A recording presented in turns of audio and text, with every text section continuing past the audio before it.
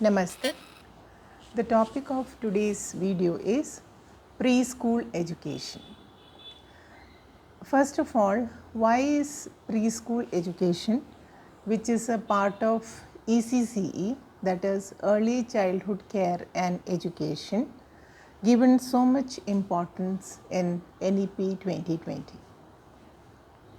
The answer to this is, it has been proven beyond doubt that the early life, that is the first 5 years of the child, are most critical, and it shapes the way the individual thinks, learns and behaves for the rest of their life.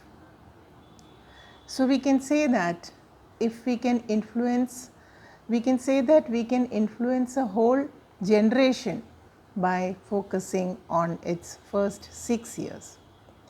Hence, if we want to change the society, if we really want to change, bring about a change in the society, we must change the way we educate our children.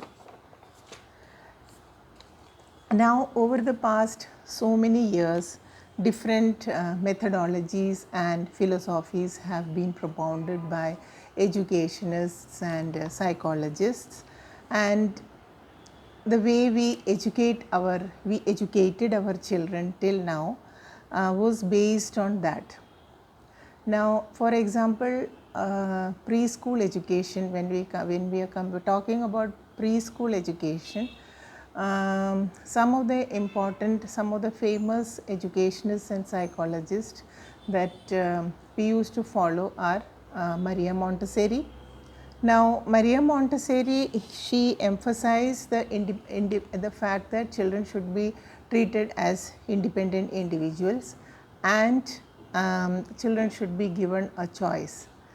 Then she also propounded that children have an innate interest to learn, and they learn by themselves, and they will be able to do so in a suitable environment. So, the stakeholders' job is actually to provide a suitable environment to the children, and if that stimulating environment is provided to the children, they will learn by themselves. There is an innate curiosity inside the child for learning.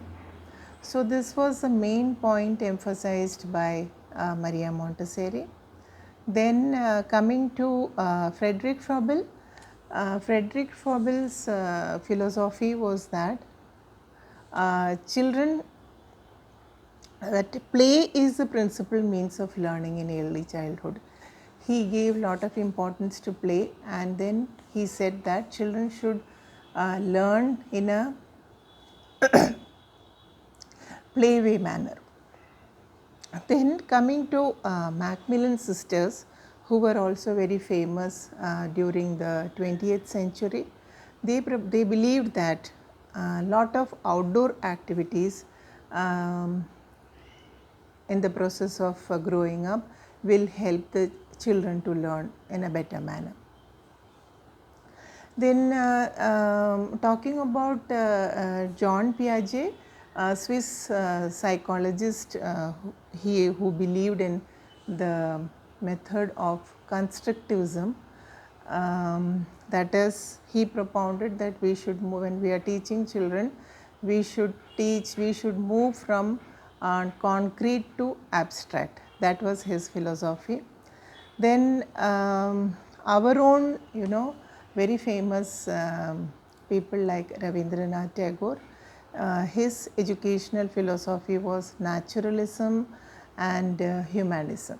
Now, Shantiniketan and Vishwabharati are both based on these principles. I am not going into the details of that. I am just listing the educationists and philosophers whom we used to follow. Then our own father of the nation, Mahatma Gandhiji, firmly believed in the development of the head, hand and also the heart. Now, when it comes to, we are in the 21st century, and this is a century of critical thinking, problem solving, etc. Um, the total the total, the era, this era, that is the 21st century era, it is the era of internet, social media, Twitter, Facebook, YouTube, etc. And the latest is the 5G, which will pave the way for augmented reality and virtual reality, and also artificial intelligence. So we need to bring about a few changes in the strategies in which we educate our young children, keeping in mind the fact that the early childhood years are the most critical and the most important years. So we need to actually follow an eclectic approach and educate our kids by combining all these philosophies and bringing about a new education policy, and that is exactly what is NEP 2020. The guiding principles of preschool education as envisaged by NCERT are, there are actually 9 important guiding principles. I will list the principles one by one. First is learning is continuous and cumulative, first principle. Second principle is evidence from neurosciences proves that early learning matters for later outcomes. Now when a child is born, there are trillions of neurons in the brain, and the connectivity between these neurons, that determines the way his memory, the long term memory, the short term memory, how the child learns, and the emotional well-being of the child as well. So the connectivity between these trillions of neurons have to be brought about by giving them lots of stimulating experiences, learning experiences. Then each child, we have to remember that each child is different and learns and develops at one's own pace. This is exactly the the fact behind our competency based learning, that we cannot think that a child is not reaching a particular milestone, so there is a problem with the child. Actually it's not like that. Every child is different, and the way he attains the learning outcome, the pace at which he attains the learning outcome, the way in which he attains the learning outcome, they are all different. So we have to understand the philosophy of multiple intelligence here, and then educate our children according to that. Then the next very important guiding principle behind our the way we teach our children is that play and activity are the primary context of learning and development.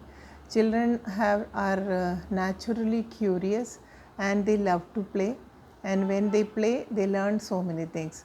So we should allow them to play. We should not restrain them in a room or tell them to sit in one place. They should be allowed to play and explore things. Next principle is that responsive and supportive interactions with adults are essential for the child's learning process. Now this can happen inside the class. This can happen, I should say that it should happen inside the class, of course, and then wherever the child's immediate environment, at his home definitely, and other places, and the people with whom the child interacts. So they should be responsive and supportive interactions with adults. Next is there should be interactive teaching enhances learning. There should be interactive teaching which will enhance the way our children learn.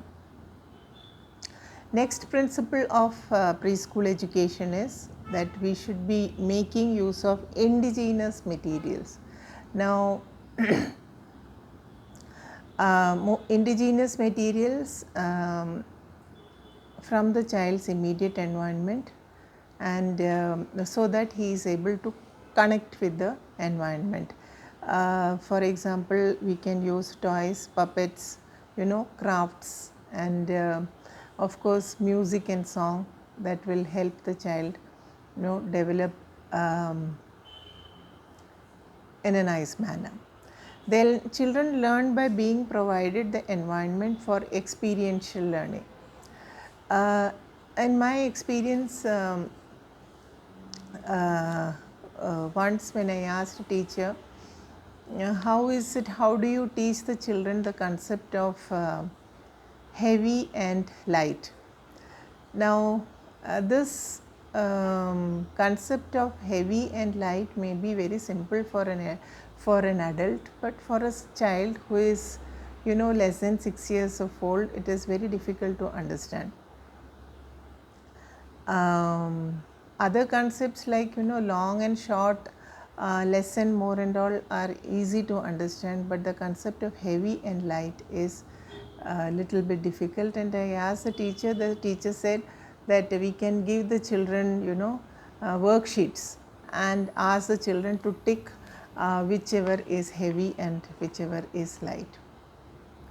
So there I think that methodology of giving a worksheet to the child is not appropriate. The concept like heavy and light, it has to be taught by experiential learning method only. For example, it's very easy, you have to take things from the immediate environment. The child has to, if you want to teach the concept of heavy and light, what you can do is, you can take a heavy book and you can take a light book like this. Two books you can have in your hand, and you can have this in your hand. You can keep it like this, and then you can tell that this is heavy and this is light, and this is going down. When it is heavy, it goes down, and this is light. Now the same thing can be given to the child, and the child has to experience which one is heavy and which one is light. So these kind of concepts, they cannot be taught with the help of worksheets. There are other examples also. Not one example will not be enough. We have to give multiple examples to make the concept clear to the child. A water bottle also, if a water bottle is available, a water bottle can be used. This is an empty bottle and this is a bottle that is full. Now the child can hold this and feel the heaviness of this bottle and feel the lightness of this bottle. So like this, from the child's immediate environment, we have to give the child various different kinds of experiences to understand what is heavy and what is light.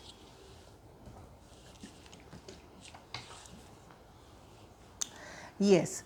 Now coming to the next principle of preschool education, it is family and community involvement contributes to learning. Now it's not only the learning doesn't take place in the classroom. Learning takes place all the time for the child. So that kind of an environment is created with the parents or other stakeholders. It will be very good for the child. Now the pedagogical practices should include all the domains of development, which are cognitive domain, socio-emotional domain, the language and literacy domain, the physical, that is a motor development, the fine motor development and the gross motor development, both should happen, and then the creative and aesthetic domain also should be developed. So the activities inside the classroom should be designed in such a way that all these domains of development are covered. Now I will do a separate video on how to particularly take one domain, that is for example cognitive domain. So what are the activities that can be done, that I will take as a separate video, and I will explain in that separate video. Now the broader goals of NIPUN, that is National Initiative for Understanding this Proficiency in Language Understanding and Numeracy, NIPUN Bharat Mission, which focuses on the foundational literacy and numeracy of the child. It has three major goals, and they are: children maintain good health and well-being, children become effective communicators, and children become involved learners and connect with their immediate environment. So these broad goals of NIPUN have to be kept in the mind while designing any kind of activity for the child. Now very important thing that we do when we do any kind of activity, or whenever there is a semi-formal or formal kind of a setup of a school or a preschool or a lower KG or upper KG, whatever we call, or balvatikas or anganwadis, we always think about how do we assess these children, and it is a sometimes it is the parents who are more interested in finding out what is the assessment. They want a report card, or they want the marks of the child to be displayed or something like that. But in the new education policy, the assessment has to be of course we have to assess the child whether the learning has taken place or not. So assessment should provide actually direction for learning new skills. So it has to be formative, assessment has to be formative, and whenever the child has not attained what you intended the child to achieve, then that process has to be repeated, the activity has to be repeated, or it has to be the strategy of the activity has to be changed. The activity has to be done in a different way. See, there are different kinds of learners. When we talk about multiple intelligence, they are children who learn by hearing, they are children who learn by seeing, they are children who learn by touching. There are other kinds of learners also. So we have to cater to the needs of those children, and if they are not able to learn by the activity that whatever you have done, then we have to give a different experience of activity to the child so that the child learns. Now when we talk about assessment, these things have to be kept in mind. That is, it should be continuous and comprehensive. Then it should be by observation of their behaviors. By observing their behaviors, we can assess the child. It can be through the work they do, through the craft work or the artwork, or a small kind of writing or drawing activity that you are giving. The child can be assessed. Next is coming to the records that you maintain, the anecdotal record of the child, the social setup of the child, the details about the parents and their siblings, etc., the peer group of the child. So from that we can assess the child. Then we can also maintain portfolios, and with that the assessment can take place. Now yes, when we talk about portfolios, what I mean is that the activity that is performed by the child, the activity, different kinds of activities that are done in the class, it has to be recorded. It has to be properly maintained in a file or a folder or something. From that, the way the child does the activity, from that we can assess the child. And also the assessment can take place by interaction with their peer group, the way they interact with their peer group, the socio-emotional skills of the child can be developed. Now I have spoken about why preschool education is being given so much importance, and in NEP 2020 and NIPUN Bharat Mission, and what are the principles of preschool education, that we should have keep in our mind what are the goals of Nipun Bharat mission, and how the assessment should take place. And finally, one has to keep in mind, we may have lots of activities, we may spend so much energy, we may spend so much time, work hard on doing all kinds of activities, and whatever activities you do, all stakeholders must provide. The most important thing is to provide a safe, secure and stimulating environment for the child, so that the children get an opportunity or get a chance to develop holistically. Hope this video will be useful to all.